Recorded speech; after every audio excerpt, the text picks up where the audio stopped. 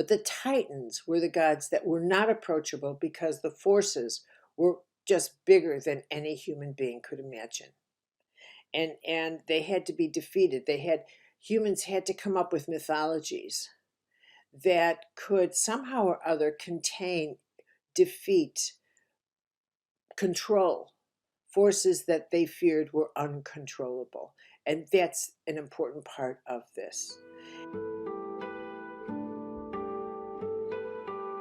Hi everybody, I'm going to do another archetypal video today, a little unusual one, because I'm interested today to talk about our relationship to power. And my way will be to speak through the myth of the Titan, the Greek mythology, going back into Greek mythology, but then I'll get you back into modern time. And I was inspired in this conversation because of a conversation I had with a friend of mine named Shane Nygaard, who is an astrologer.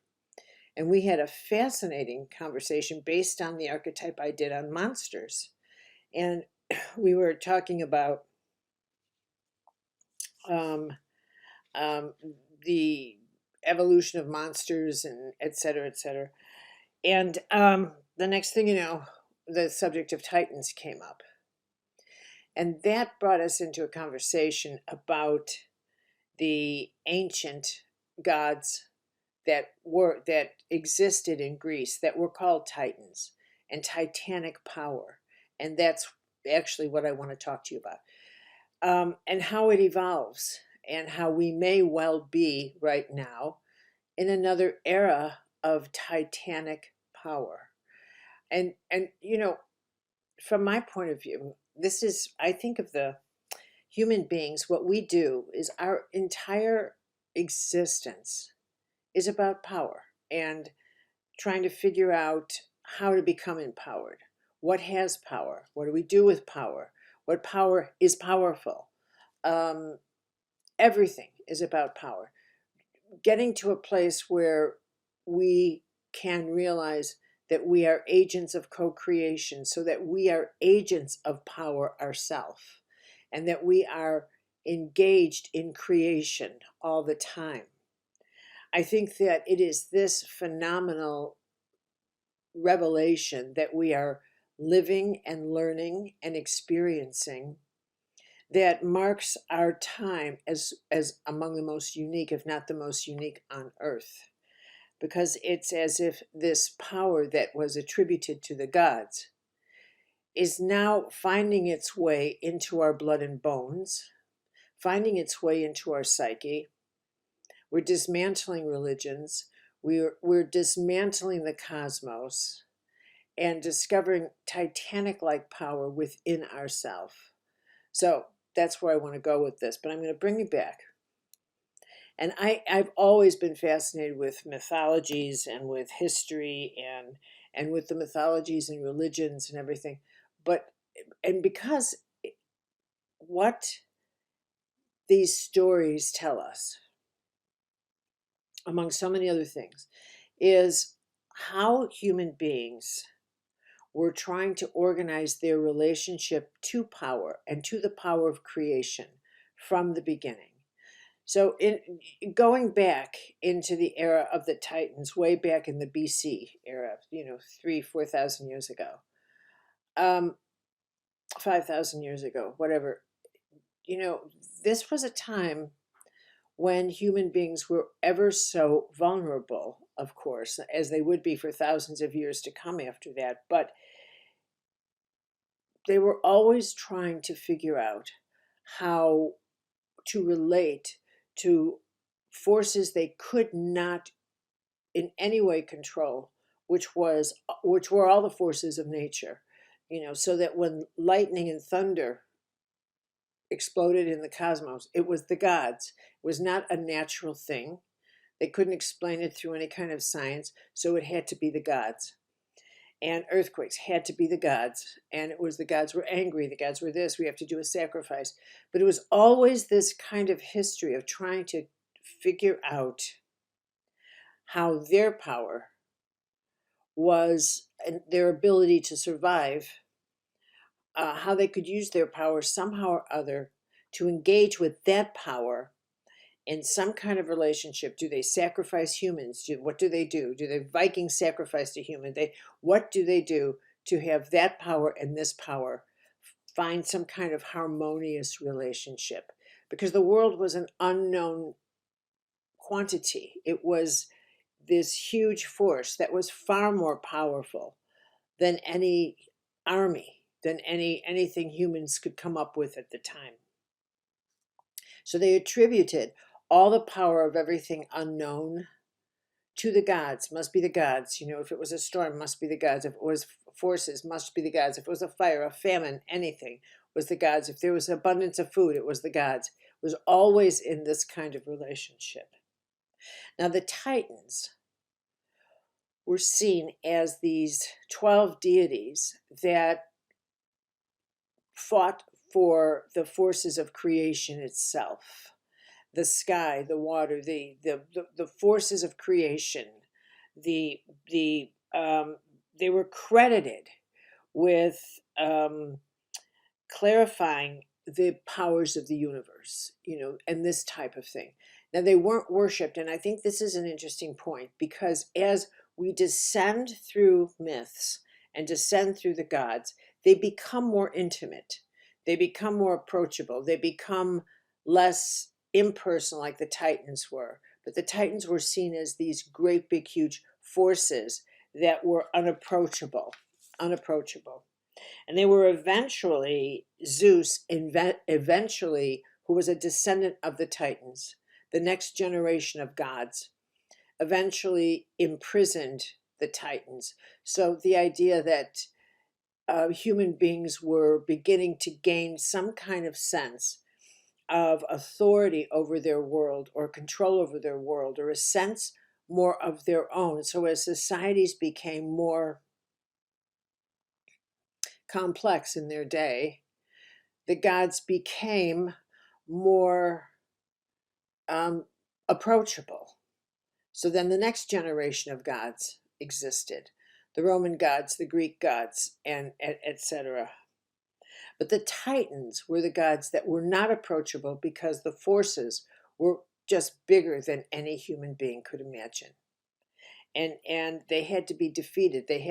Humans had to come up with mythologies that could somehow or other contain, defeat, control forces that they feared were uncontrollable. And that's an important part of this. And as we go through the generations of gods and how they evolve, and let me just say, if I hit a pause button here, that it would not be too far a stretch here to suggest that Yahweh, in creating a flood, was from the Titan era, that type of huge capacity to destroy all the life on the planet. That was a Titan feat. And that's what Yahweh did.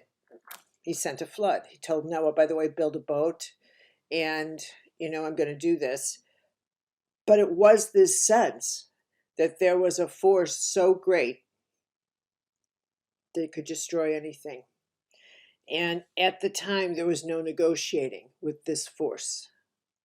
So as gods developed, and we developed an understanding of the celestial world, it mirrored, in a sense, how human beings began to develop their societies and become more confident in themselves. They developed more armies. They developed more sophisticated societies. And so the gods became more approachable.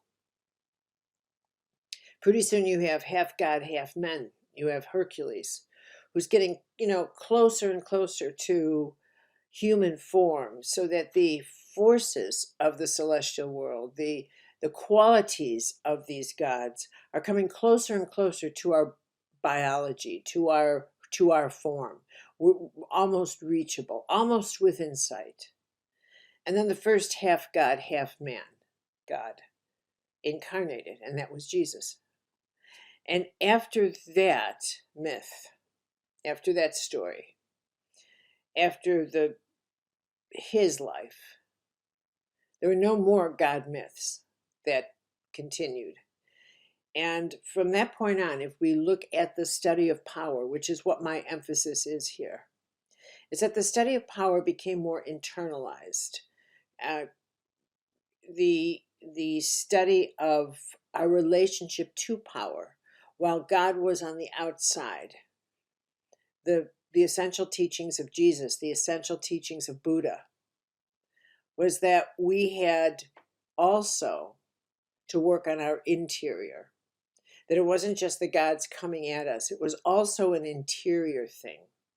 That our actions mattered as individuals. So it was also this absorbing of forces that, like partnership with Jesus, it was like a partnership with the celestial, with the heavenly world. With Buddha, it was this understanding that you empty yourself of things here that don't matter so that you can feel the light of all substance, of all that is. So I'm going to fast forward. And, for as sophisticated as we think we might be, and we do, there's so much about us in our superstitious DNA that actually hasn't changed. It hasn't changed a bit. We still talk the way they did thousands of years ago. I, excuse me, how often I have heard people say in a storm, or in weather, or in bad climate things, a tornado, heaven must be angry. They attribute human qualities to things that aren't human at all. To the earth is so angry. The earth is angry. And but this is exactly what the Greeks did. This is exactly what the Romans did. They attributed this. This is how they tried to figure out, how can these big disasters happen? How often do you hear those fundamentalist preachers saying, when there's a disaster, well, we're being punished for something, and the way they think, right? That the gods must be angry. Do you remember that movie, The Gods Must Be Angry? Everything comes down to our relationship to power. And when we feel overwhelmed by a huge outside things that we absolutely cannot control, then somehow there is that trigger that maybe just maybe the gods might be involved, or the gods might be, and we go back to almost the thinking of the Titans. But here's, something that I think, in a way, it recycles. And this is what I want you to think about. And that's that maybe, just maybe, we have somehow entered into yet another cycle of the Titans. Isn't that a crazy thing to say? I don't mean like the gods of the Titans. Not that way. I mean in that as we cycle through our relationship to power, we'd call it a different name, but we have entered into a time of Titan size power that has never existed before. For example, nuclear weapons are Titanic power, the power of a Titan. It's Titan power. We now have Titan wealth, Titan size wealth. People who are multi-billionaires racing to become the first trillionaire. The first trillionaire. How much money is that? Nations don't have trillions of dollars. They want to become the first trillionaire. That's Titan size power. Titan. We now have pandemics. We were just on the tail end of one, but believe me, we're going to have another one. Absolutely. So we're going to have Titan size diseases because we are constantly going to each other's country. We're constantly in motion now. We are forming the fundamentals of becoming an actual, real, true global community. We may none of us live to see that come to fruition, but we're laying the tracks. We're laying the tracks. And so we have to start thinking in terms of a global immune system. So a pandemic is a Titan size illness. We have Titanic size challenges now. We don't have problems anymore. Problems have solutions. You know, here's a problem. I broke my dishes. Well, go get more. But we have predicaments. We have cosmic sized challenges that don't have simple solutions. You can't say to the melting glaciers in the Arctic, sign this document, sign this agreement, and stop melting. None of our tactics for bringing order back to the world are sufficient anymore for the size of the challenges that we have. One of the major way we have always done our calculations is by profit and loss. What will this cost? What will it cost if we convert to solar? What will it cost if we actually pour money into helping people get out of poverty? As if people don't get how expensive poverty is. People who don't eat well get sick faster.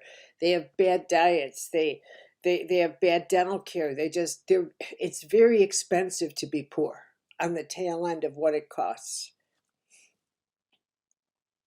And the idea of pouring money into human beings to elevate their quality of life has never seemed to be a wise calculation for people. Instead, it's always profit and loss on the bottom line. Profit and loss on the bottom line. The calculations, the way we think, by which we make decisions and move the pieces of the earth around, are no longer sufficient, adequate, that's the word I want, no longer adequate to actually solve and resolve the challenges facing human beings, the challenges of migration, the challenges of the imbalance economically that's in the world, which is a titanic problem. It's a Titan-sized problem. Titan. So, and then we have, climate change. Again, a Titanic-sized problem. So what I'm saying here is that while the gods were figures of myth, if you will, the actual myth, the myths they represented, and continue to represent actually, is really about power and our capacity to understand the forces of creation and how they work, and our capacity to interact and influence those forces of creation. And so here we are at what I think is this remarkable era in which we are learning about our own power, the power of our own consciousness, step by step, minute by minute, in small little ways. But there's nothing small about the power that you have. There is nothing small at all about how powerful you are as a human being. Nothing. And I have to emphasize that as I then point to the fact that simultaneously, just as we are really beginning to grapple with, by force or by inspiration, with our own empowerment, we are confronting Titanic-sized problems, issues, I should say, predicaments that have the potential to destroy, like the Titan gods were once credited with. We have Titanic-sized destruction in front of us, around us. And I don't think it's coincidence. I think that we are meant to garner the power inside of us and realize, wait a minute, every choice I make, the quality of person, what I believe, is contributing somehow to the quality of life on this planet as we know it. It's contributing to it. It's contributing to the attitudes. It's contributing to whether to our collective human being, our collective brothers and sisters everywhere, believe they can get out of something, can resolve something, whether we can stop wars of titanic destructive force. And I see the wars that are brewing and almost threatening to spread. Last week, we're on the edge of a seat to see whether or not the Middle East was going to erupt with a war with Iran, and then Israel, and then open up more and more and more. I mean, this would be titanic destruction, like the Titans.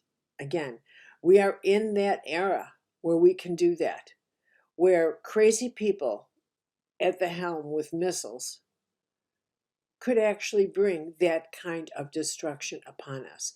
But I also believe that we can bring that, we are capable of stopping that type of destruction. But I do think we've entered another era of the Titans, where human beings strive to amass extraordinary amounts of power that maybe are just too big for one human being to manage. Are we really supposed to be trillionaires? Are we really supposed to be so rich that we build yachts that can't even fit into harbors? Are we really supposed to have that much stuff? Are we really supposed to have that much influence? I don't know. I ask you to think about that, because the imbalance that is being caused in the world, and it is an imbalance, is because so much power has gone on one side, while others think they have no power on this side. And that, in the language of Buddha, is a great illusion, but it is the illusion of the Titans. It is that. It is that come to pay, making its way in, that they have so much power that they can't be stopped. And if you think about it, how can you have just a handful of people in certain countries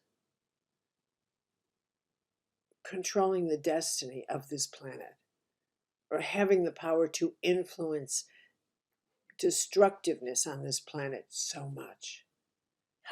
How can that be? How can that be? It just, but that's a Titan. A Titan would have that kind of power. A Putin is a Titan, that he can bully the entire nation of Russia and hold it hostage. It is astonishing to me. Astonishing to me. It's just astonishing. But that is titanic power. And the Titans ended poorly. They ended up being sent to not just Hades, but to below Hades, to a place where Poseidon built it was an iron gate or something to hold them in, so they could never be released again, so that the world could continue in a way of order and not be threatened with this destruction anymore, which tells me that at some point destructive Titans will always be destroyed. We'll always find people, the life-saving energy, the life-giving force will somehow rise to defeat the Titans.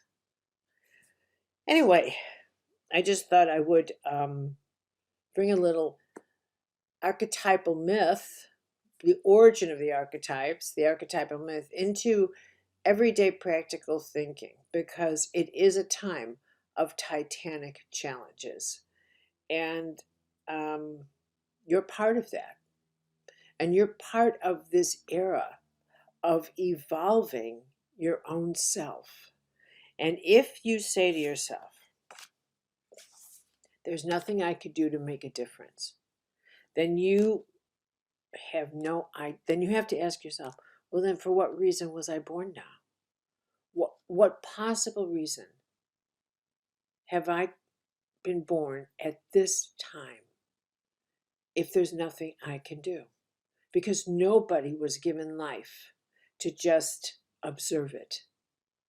We were given life to participate and to somehow or other make this place much better, leave it much better than we found it. Okay, everybody. Oh, by the way, I really want to thank all of you for all your feedback and then making your suggestions on, do this archetype and do this archetype. And I listen to all of it. I read it. I listen to all of it. So, let me know what you want, and I will continue to pour this out. I'm enjoying this enormously. Thank you, everyone.